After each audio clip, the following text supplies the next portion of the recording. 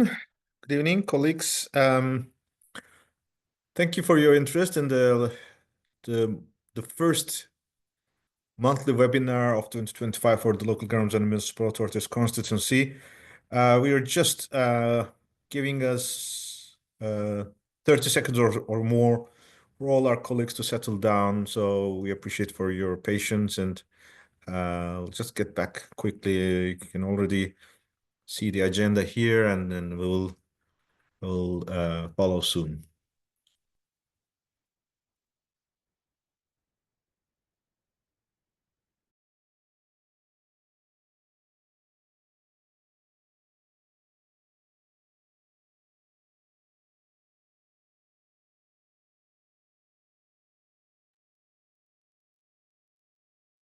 I think we have reached our level of participation for this round of our webinar. So a warm welcome and a happy new year to all colleagues joining this webinar. My name is Yunus Arıkan. I'm the Director of Global Advocacy at ICLE Local Governments for Sustainability, and I'm delivering this presentation and facilitating this session in my capacity as the focal point of the LGMA constituency to the UNFCCC, the Local Governments and Municipal Authorities constituency. Um, those who are familiar with our sessions, this is a recurring webinar. It's every month and the third Wednesday at 10 a.m. and 4 p.m. CST or Central European Time, and there may be some slight adjustments if there's any clash with any ongoing projects or events. Our usual practice is that this webinar runs through around 1 hour. It starts with around 30 minutes of a presentation, either by myself or with the participation of our guests, if according to the appropriate agendas. Then we open the floor for discussions and questions and complementary remarks if needed. We recommend you to take through until the end of the webinar so that we can have an overall consistent view. But if there are any points in between you'd like to raise or clarify, you can type in the chat box and we can react if needed. These webinars are recorded and you will receive your links to the recording and the presentation the day after tomorrow. And through this, we also would like to remind ourselves that since this is the first webinar of the year, you may have noticed that we have circulated a registration link, which will make you, well, it will enable you, according to the time zone that you are in, or if you want to choose both, that you are automatically enrolled to all the other webinars in the rest of the year. So we all recommend you to circulate to your friends so that they are receiving these alerts and links in time. That will make our voices heard in a broader community. And we would like to make sure there is a progress onward. And I'm through this opportunity before moving forward to the details of the agenda. I also would like to acknowledge the terrible losses that we have seen in California, Los Angeles, due to the wildfires. It's exposed to the urban centers. We really would like to wish the best of success, patience, and strength to all local, subnational, and federal officials who are responsible to control and minimize the risk to human and natural life. We know these kind of disasters are starting to become almost a part of our regular agendas, with the exceeding the threshold of the global warming, exceeding to the 1.5 degrees average temperature compared to the pre-industrial levels. Every month when we kick off another webinar, we are facing such stories. This time it's Los Angeles. I also would like to convey my condolences to my home country, who are suffering from a very terrible man-made disaster this time. A very unpleasant fire in a hotel, a resort, in winter resort, that shows once again how important early warning systems, disaster preparedness, disaster management at all levels. it's really heartbreaking to see the stories. But I hope these are lessons learned for all of us to make sure that these kind of experiences are not repeated further in anywhere in the world. Our usual practice, this webinar is primarily to the members of the local governments and municipal authorities constituency. We will just go through it, who are they and how are we working. But these webinars are promoted on the social media in various channels of ICLE and other LGMA platforms. So can expect there may be other participants from the global virtual community. So we would like to bear with us. There may be some information that may be repetitive for you, but we try to make sure that everyone is on the same page when we start these webinars. But we hopefully go for after the introduction, then go to the recap. Now today's agenda, then we will kick off our preparations to COP30, in particular with the NDCs 3.0, and we will touch upon the calendar or that waits us a year ahead until the end of the year. So without further ado, and thank you very much for all the colleagues, good friends, old friends, new friends joining us and sharing their greeting message in the chat box. It's a great pleasure to welcome you all. Without further ado, once again, who is LGMA? We are the voice of subnationals in the climate negotiations and process since 95. 95 is the year of the first Conference of Parties, which was hosted in Berlin. So this year is the 30th anniversary of the UNFCCC COP process. And since day one, we, as the local and regional governments, were involved in this process. When we say subnationals, we are considering towns, cities, metropolitan areas, regions, counties, prefectures, states, provinces, however you name it, in different constituencies in different countries. Obviously, this is procedurally, there is a procedural requirement to be registered to the UNF Secretariat. You have to fulfill some forms and then it has to go through approval. But so this at the moment reaches around more than 60 partners. These are mainly the networks of those constituencies. So not individual, but the networks are becoming members of or associations becoming part of the UNFCCC, the LGMA constituency. But since we are inclusive and we want to make sure all of voices are heard, we also engage in the consultations or exchanges like these mechanisms. Our partners abroad across the world who are eager to join our cause or support our agenda, they are more than welcome. And then we basically contribute into this process by, first of all, trying to influence the agenda of the negotiations or outcomes. Obviously, the decision making are the parties, the ministers of climate or foreign affairs, but we try to communicate our messages and expectations so that they are adopting their decision in an informed manner and they're hearing our expectations. We contribute setting the action agenda with the champions, high-level champions, legacy from Paris Agreement. We collaborate with all the presidencies of the COP, the countries who are responsible for the implementation of those process, which is rotating every year. We're trying to make sure that their initiatives or their efforts complement what has been achieved or what we have brought to the process before, so that we ensure consistency and continuity. We also, of course, interact with the Secretariat and, most importantly, the parties, because they are the ones who adopt these decisions and they are the ones who are responsible for the implementation at home. And we are proudly working with the Friends of Multi-Level Action and even more specifically the parties involved in the CHAMP coalition as well, the legacy from COP28. Um, uh, the basic communication platform we have is, as you have seen these webinars, you can see the calendar in every month.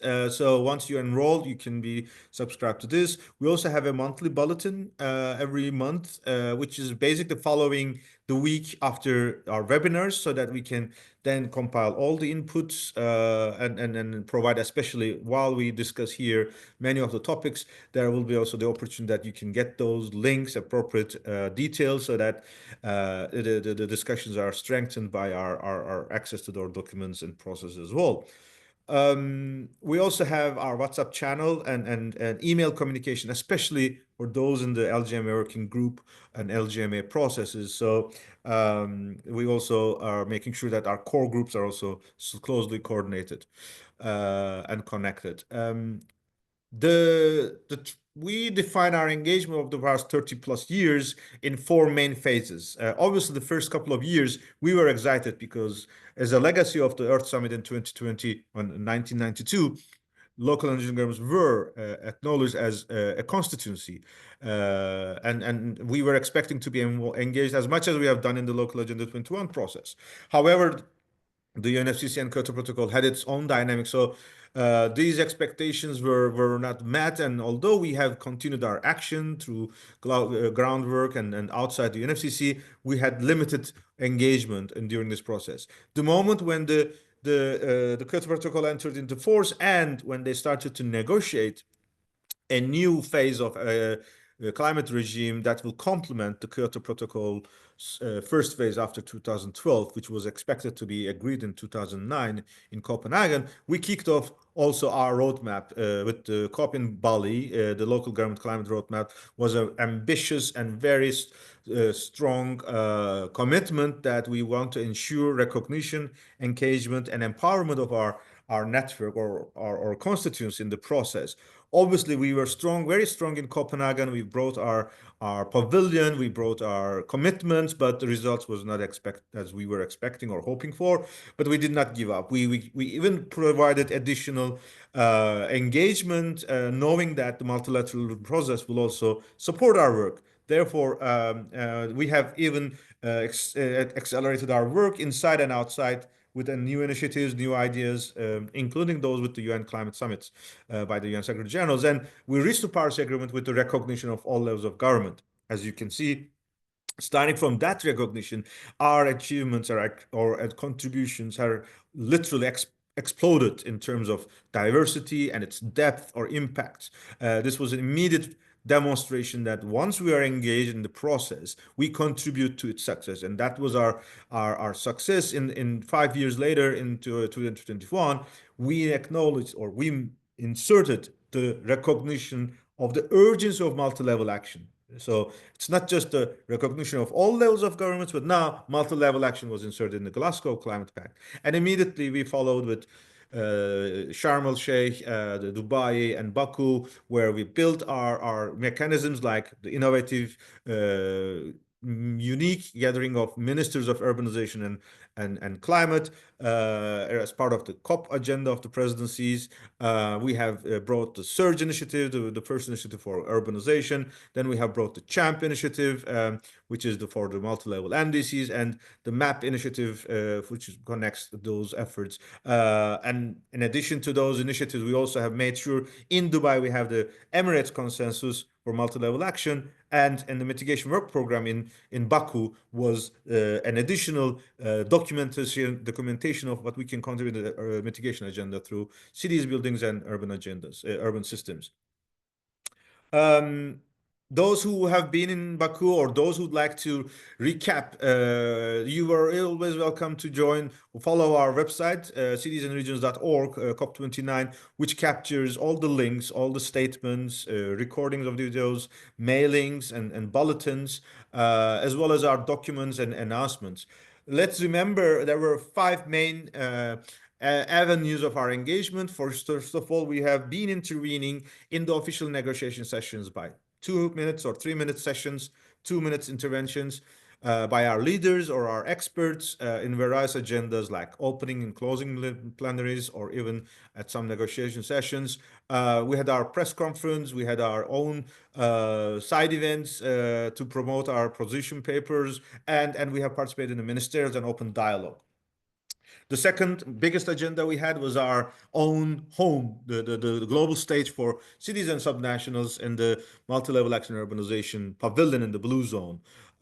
This has always given us the chance that we can coordinate, we can get together, feel as a family, and feel that we are stronger together and exchange our views, especially through the daily coordination meetings.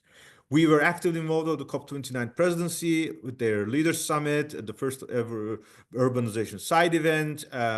We had participated in the third session of Urban and Climate Ministerial, which launched the MAP initiative and the Baku Urban Continuity Coalition, as well as Marrakesh partnership with high-level champions. Other pavilions, we did not just limit ourselves to our own space. We diffused all type of partners from business community, but especially the national governments, so that our messages are addressed there. And we also, in middle of all these, we also provided our textual proposals to the negotiated agenda items of the various agenda topics. All these were supported as the virtual tools that we have shared, interviews, daily bulletins, publications, and we were very proud and happy that our voices were heard in a diverse audience, reached to the diverse audience. Especially our position paper that was consulted and drafted and disseminated early in advance of the COP.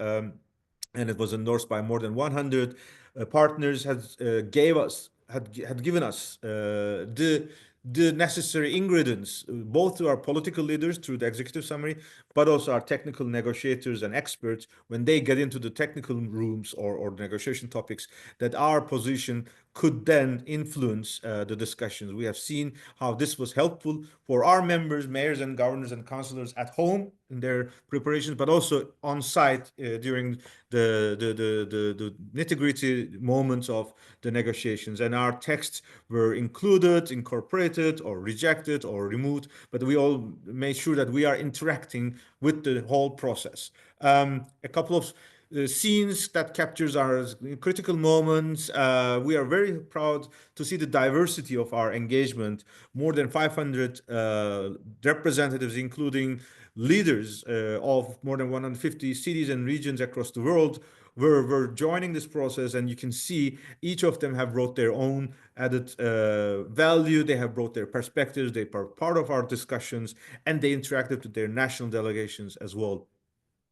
A couple of moments that captures the atmosphere in our pavilion that was co-convened as usual by ICLE and UN Habitat, but supported with more than 15 partners, including our national partners from Azerbaijan, Skupa, and Turkey, Minister of Environment, İlbank, and Zero Waste Foundation, but a broad diversity of partners who hosted these sessions and interacted throughout these agendas. And we were demonstrating that our space has the unique opportunity that this is the place where you want to discuss local action, subnational action, and urbanization in the climate space. So we were very proud of our partnerships with all our partners, and also the communication of the messages. We are, of course, now preparing for COP30. Let's remember, we are not. This is a process. Especially the decision from Dubai in 2023 that the new national determined contributions, the 3.0, will come to Belém. But of course, this will all be shaped by what's been achieved or not achieved in the previous COP. So in Dubai, we were proud to leave with so many commitments, so many initiatives, especially the CHAMP endorsed by 72 countries at that time. And also the stock take, our experience of the stock take. When we came to Baku, we were still happy in the sense that we had discussions, but we were far away from the set level of satisfaction we expected for, especially on the quantified goal. The billions from the public finances increased, tripled, but the timeline is late. It's 2035.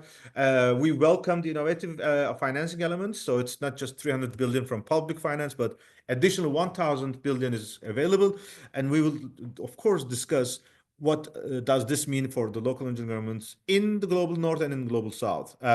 We had also seen numerous progress. For example, we were proud to see new endorsers to CHAMP. We were proud to see the urban and climate ministerials, and we also dig into deeper with the NDC's urban component. However, we have seen, especially in other topics like mitigation, like stocktake, many decisions are postponed to the next sessions in Bonn, which gives us the reason why we have to continue this process, and we have to make sure our inputs are still updated and communicated to our parties and partners. Um, this is in fact the first time we are sharing this slide, and I have just noticed our dear friend Oliver Hillel, a longtime friend and partner of the subnationals community from the White House Secretariat, now a good friend of us, was also celebrating Andre Delago, his partner in crime, let's say, the Brazilian ambassador, which we have been enjoying over decades of his leadership, who has just been announced as the president, COP30 president designate. But let's remember this chart. So it's a cyclic process. The country who hosts the conference and they are mainly responsible for the implementation in the remaining months. But of course, the incoming presidency, which is another region, another continental bloc, starts to prepare their own agenda. So that by the time we reach to the UN conference in Bonn in May or June, these bodies start to change their hats. So the current president starts to get less in terms of influence or capacity and budget or staff, but the incoming presidency is becoming even stronger and more visible. Here we will continue to work with the Azerbaijan government. Of course, we congratulate once again, in such a short time frame, they have delivered a very impressive agenda logistically, but more also importantly, they introduced numerous concepts and numerous topics, and very active engagement with our constituency. Obviously, they also demonstrated as early as the middle of January last year, their delegation was ready and they were interacting with us. Now, the announcement from the Brazilian government came up just yesterday. Obviously, we are aware Brazil is significantly having a much complex discussion, both with the way this is the issues dealt into inside the country, but also with the role of the Brazil in terms of BRICS and G20 and other processes. We are aware Brazil is also trying to demonstrate a whole of government and whole of society, different ministers coming on board. We are familiar with the Minister of Foreign Affairs and Environment. This time we are also expecting a huge role for Minister of Cities, who is a very powerful actor in the country, a unique role that Brazil has. As of today, we know Andre Delago, the ambassador from Minister of Foreign Affairs, will be the COP30 president designate. And we have a new entitlement called COP30 CEO, or Executive Director, Ana Toni, from Minister of Environment of Brazil, which is also extremely exciting because she's also very familiar of this context. We're still waiting for the nominations for high-level climate champion, youth champion, contact points for observers and subnationals. We are expecting these will be clarified in the coming days. But it's also good to see already this strong signal. We will check whether this COP30 presidency will continue the practice of the previous COP presidencies by creating an advisory board. And last time we were very happy. I mean, the current COP29 board is still active, obviously. Maimuna Sharif, Kuala Lumpur mayor, and Josephine Belmonte from Quezon in Philippines, they are still representing subnationals or LGMA there. We will see who will be nominated in the advisory board for COP30. But let's also remember, because of the legacy and the decision from Dubai, the Emirates, Azeri government is also still active as part of the Mission 1.5 Troika. They are particularly focusing on the NDCs. So there are so many agendas under the discussions, but the Troika is only responsible for the NDC processes. With this in mind, we are aware in the next couple of months, our key discussion will be the topics, the core element of our discussion will be the new national climate plans.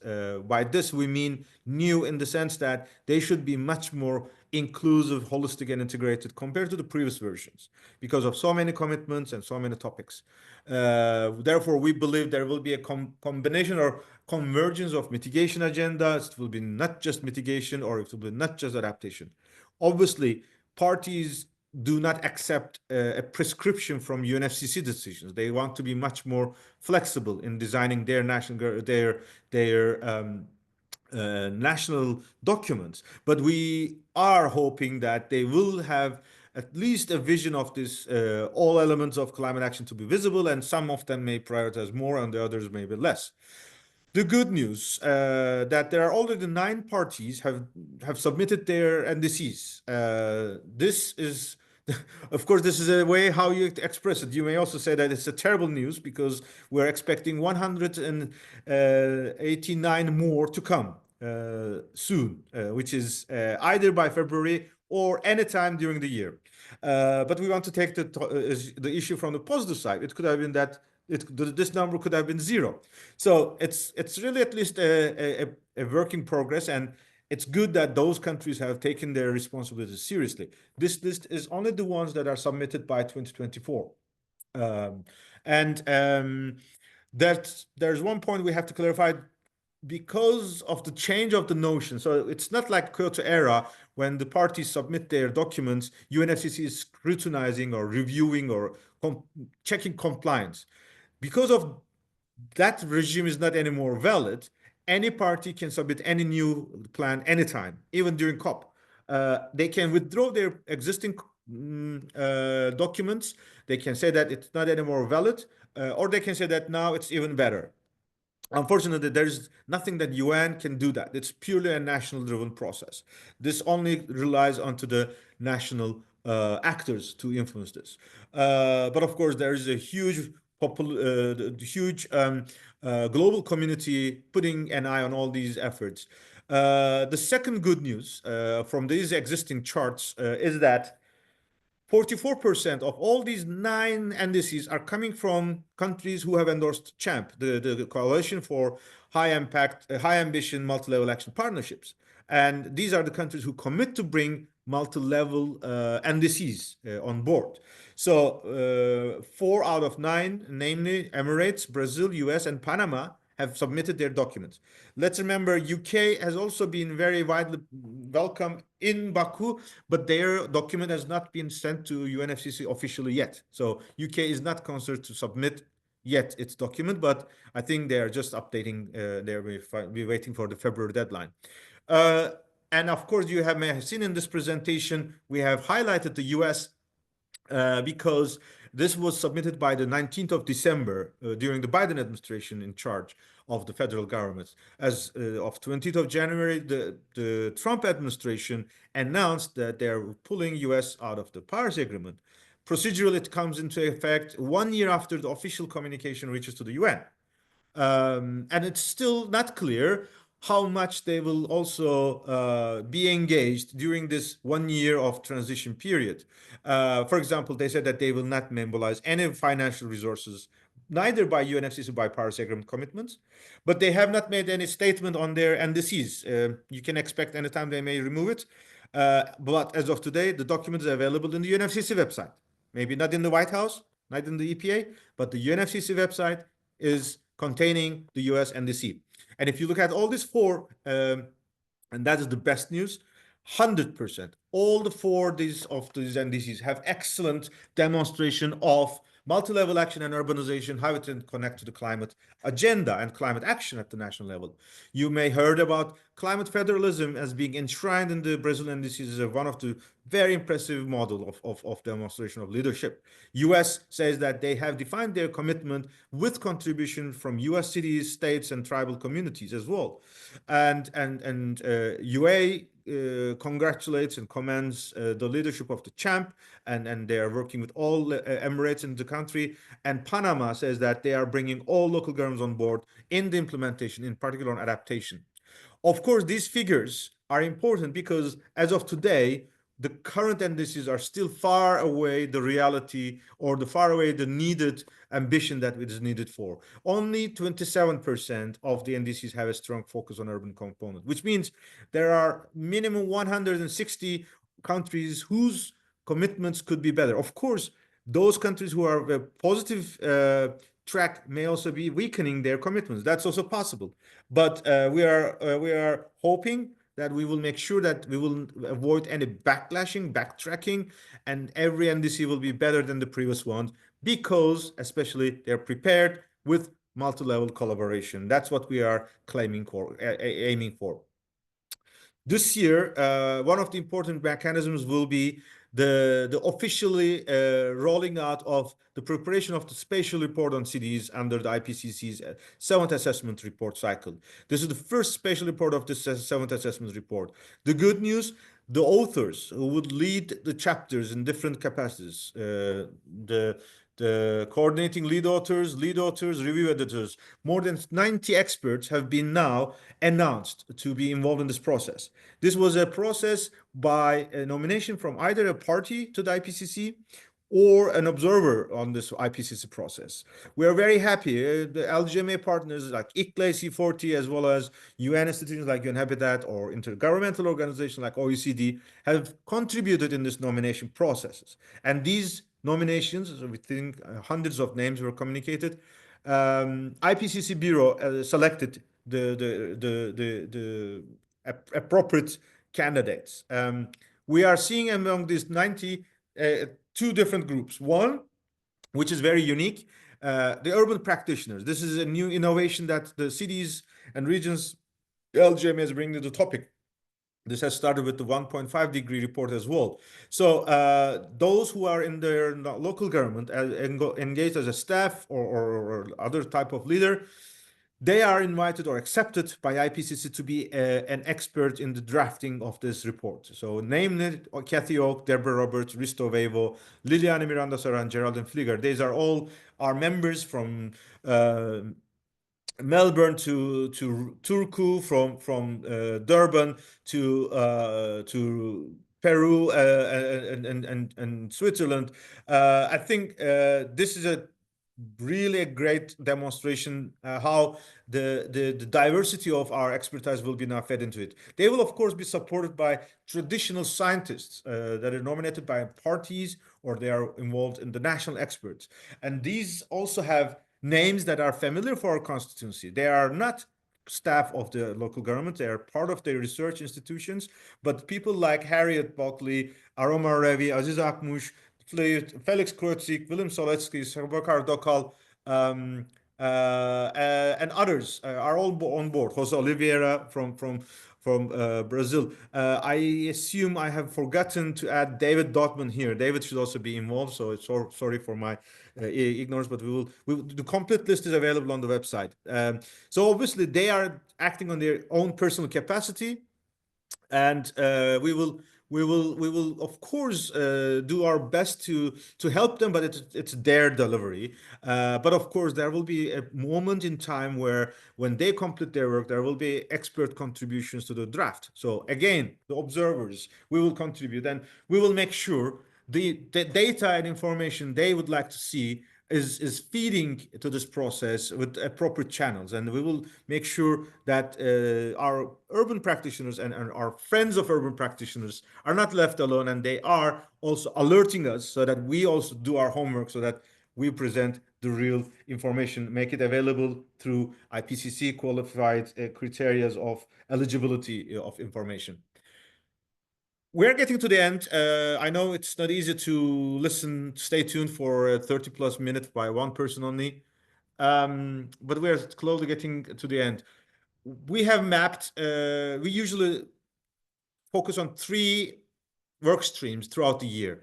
First of all, our own activities, our own initiatives, gatherings, consultations, our conferences, assemblies. One of the best examples, in fact, today is starting in Cuenca. Mayor of Cuenca is hosting together with UCLG the third Intermediate Cities Forum.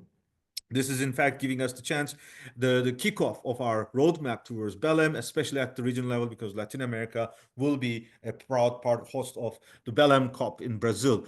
But we will follow UN and UNFCCC negotiations, and we will of course follow the global agendas. These are initiatives by institutions, sometimes national governments, bilaterally or unilaterally or collectively. Of course, they are not bounded with the rules of the UN.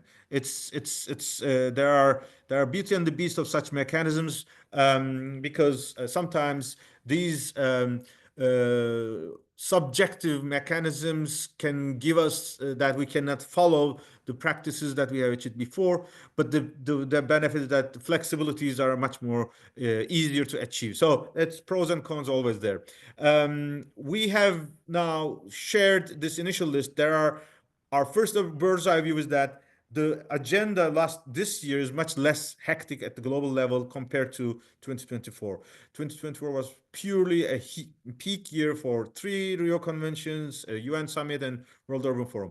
We will mainly focus as part of the decision-making process the COP30. There are several conferences on ocean, finance, and World Social Summit, but we are seeing that because also the domestic agenda and global geopolitics, the impacts from or outcomes from these meetings will be much less compared to what we can expect in the COP and especially the NDC process. This gives us the justification that we will collectively spend more time at the national level. All our subnational leaders, mayors, councillors, and associations, we are recommending to be closely interacting with their national governments who are on the way of preparing their NDCs or in the delivery of their NDCs.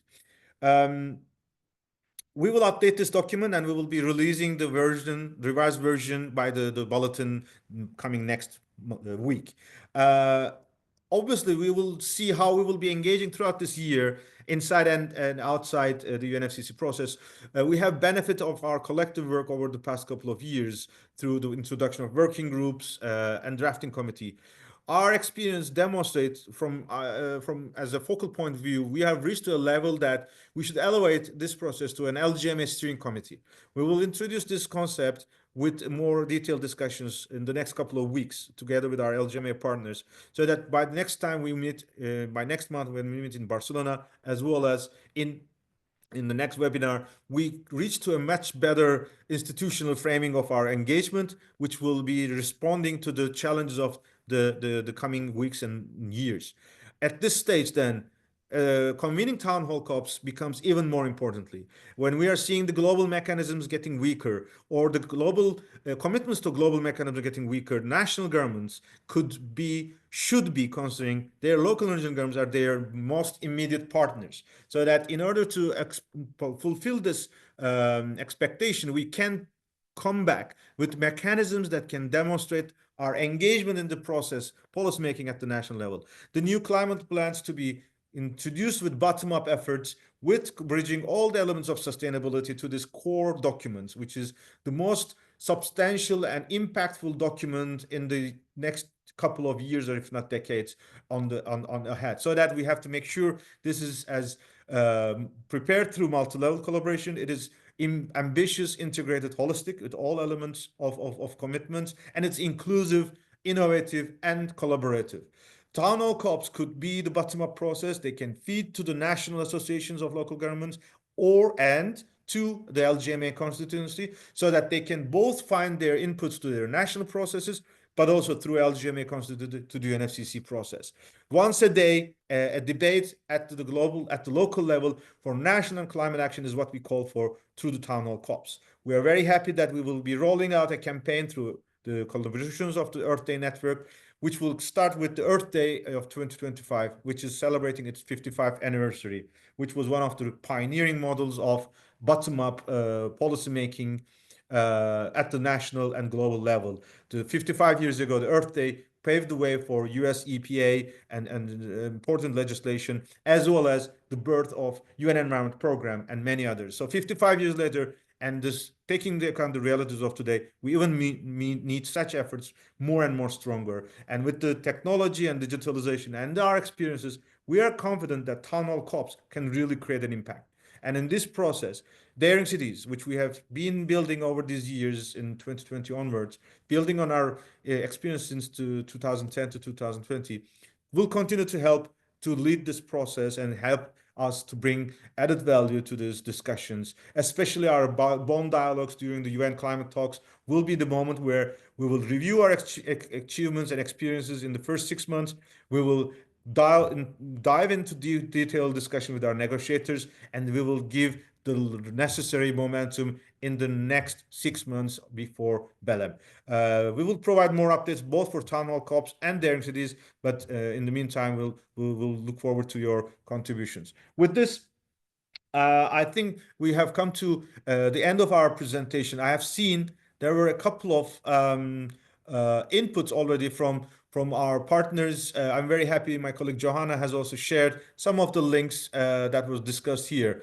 I just wanted to check before giving the floor to our colleagues. I was looking whether my colleague Matteo from ICLE Communications team, who was supporting Ariel in the communications working group of LGMA, whether he wants to add anything, but we can come back anytime.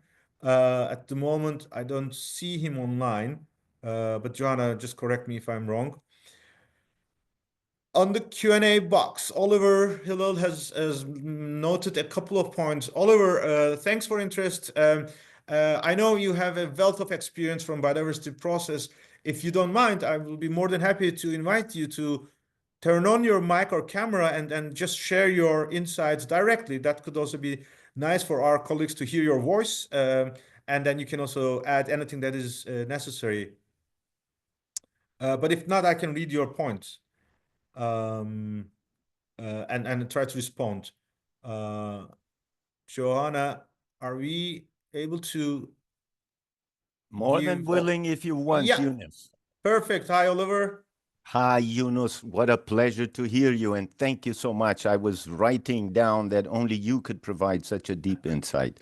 My question is really that looking at the past hosts and maybe the future hosts, ICLE, of which I'm a fan, has a unique chance in Brazil because Brazil has many elements that will make it, of course, the central negotiator in the presidency, but also a natural ally of your constituency, the one that you've been defending for so long. So I was just going to highlight some of the aspects of that and trying to find out how, particularly ICLE, which has a very clear leadership role among the whole constituency of cities and regions, how you can use the fact that ICLE is extremely well positioned in Brazil and that Brazil is a state which is welcoming more and more the contribution of states and cities through a variety of initiatives. So there's really a kind of a very positive storm coming up. That was my point, I think, and thanks.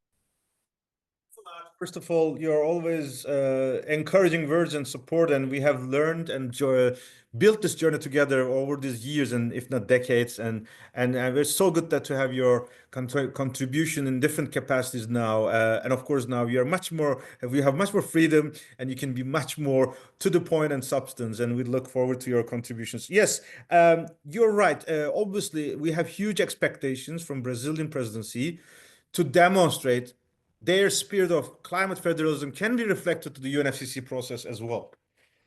They can definitely introduce new practices. We can discuss very innovative ideas. As you have said, cities and states is at the heart of the decision making in the Brazilian constitution. They have already demonstrated. We have worked last year with the FNP, National Federation of National Front of Mayors. The President Lula's team has already been engaging, and they have been also pioneering the CHAMP implementation. But Brazil Verde Consortium, other states leadership. So there are so many things Brazilian cities and states can contribute. We would like to respect the presidency's internal decision making. We are already in touch with Minister of Cities, both Minister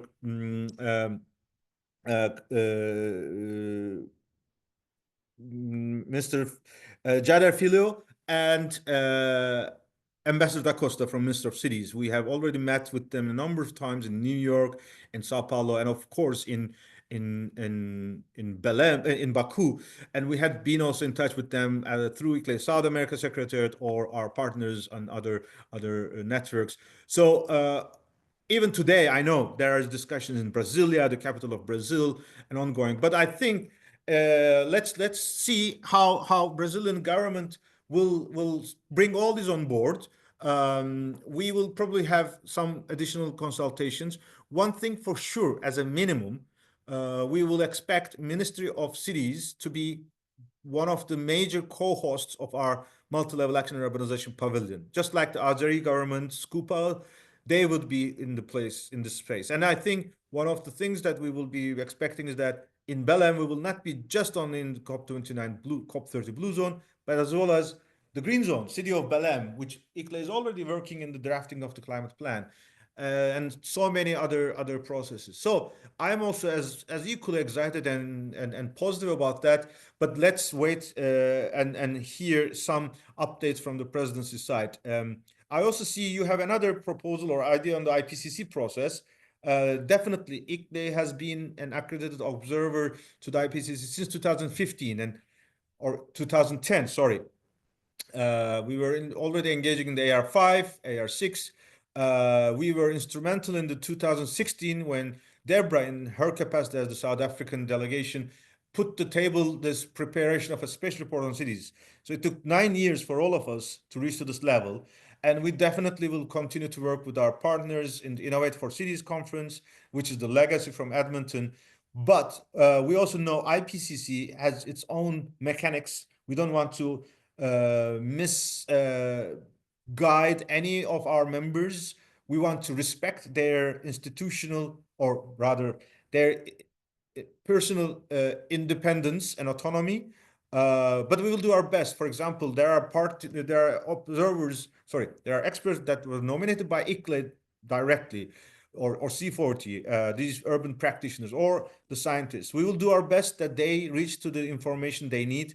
We will make sure we will communicate our expectations, but at the end of the day, it's these experts who will write there on their own. So we will also come up with some ideas, especially with our partners in this community. Hopefully, we will come up with some announcements soon as well. By the way, Oliver, you are in Brazil, or where are you? Maybe this may be a follow-up between us, because it will be good to see where you are so that we can reach you when we need as an emergency support or inspirations and recommendations. Oliver already summarizing No, some no, of I'm the here. I'm practices of just Brazil. to tell you, I'm in Montreal right now, but I Oh, okay. definitely plan to be in Brazil for the COP for a variety of reasons and clients. So yeah, let's Perfect. talk. And all those, I think it's an important, as I say, I want to say that again. You and I talked about so many breakthroughs in the Convention on Biological Diversity that ICLE brought about. And I think, in fact, Brazil could be an opportunity to achieve some of them. So I'm definitely provoking you. Thank you. Definitely. It's always good to receive your mandate so that we can deliver. And just another additional complimentary point. You remember last year was a super year, and we had the three Rio COPs, and in Desertification COP, we announced that ICLE is now committed to convene an annual dialogue on the implementation of the three Rio conventions at the local and subnational level. This will be also part of the Daring Cities in Bonn. And I'm sure there you can have a lot of inputs to this process. And we believe it will also introduce the very needed support into this process. Let's see if there are any other colleagues who would like to come on board. I know so many of our friends on the line, and some new names, of course. Feel free to take the floor so that you can share your points. I see Ariel already online, and she already typed some updates into the chat box. I am just checking first. My colleague Kale, I don't see him. Madison is here. Madison from Italy, US. Madison, any immediate points that you would like to raise, especially on Earth Day Network or the atmosphere in the US? But of course, it's not limited to if the US. There are also other colleagues in the line. If you wish to share any points that we should be aware of, we have still 10 more minutes, but we can also, of course, cut our session shorter than needed. Um, Depending on how you wish to proceed. I think we have answered the points. Okay, Matheson will not be able to intervene. Okay. Matteo is here. Matteo, if you wish, you can jump anytime. I also see a colleague from Turkey, Union of Municipalities of Turkey, Foreign Relations Department, Gülnihal Koç. Grateful for your feedbacks, and she's sharing her appreciation to our presentation, insightful presentation, and greetings from Ankara, my hometown, my capital. And it's good to hear these wins of friends from Ankara. The Union of Municipalities will also be actively involved in this work all these years. Turkey is one of those endorsers of the champ, and we will see how we will advance our collaboration with the Turkish cities in this implementation in this important year. We are also aware Turkish government is running for have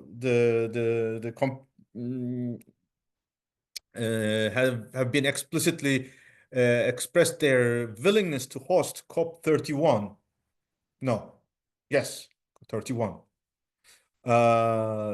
The other candidate is Australia, so it will be the turn for the Western Europe and others group. So the first priority is that this group, which is consisting of OECD, Japan, including of course Japan is also part of this OECD, plus some non-OECD countries, and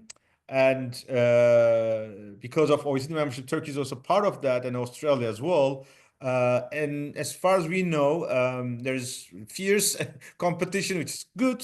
Having competition is good, especially for such important processes that gives them willingness to deliver more, and we can ask for more. But we have seen this in the bilateral negotiations that in case a group cannot agree on their own candidate, as far as we know, the process is now open for the voting of all the parties. So this means that there's two countries minimum, which we have expressed their interest, may also be selected or elected by all parties to the convention. So let's see how this evolves, and wish you the best also at home.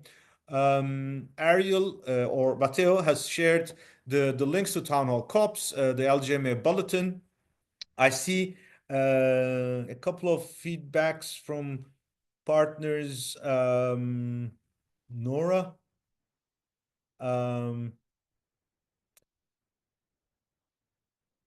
Okay, so Nora is from University of Venezuela, and she is looking for partnership. For she's focused on plans, obviously, urban biodiversity,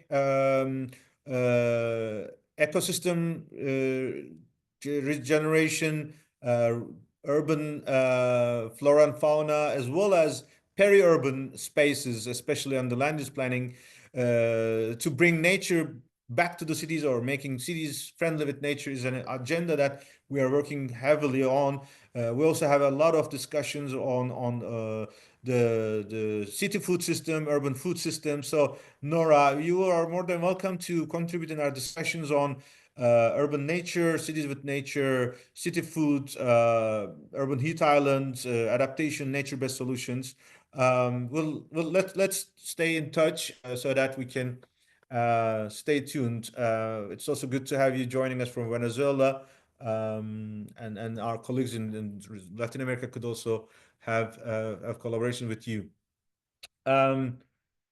We also like to welcome Delfina from SDG Urban Finance Commission. Delfina, if you're still here, if you want to share anything about the outcome from Urban 20, the finance bit, we can also hear you, but we can contribute on that discussion later on as well, if you wish. I think Delfina has left. Oh, she's here. She's here still. I don't want to put you on fire, but feel free that whenever time you want, you can intervene, of course. If not, I would like to invite that. I think we are getting to closure of our agenda for today.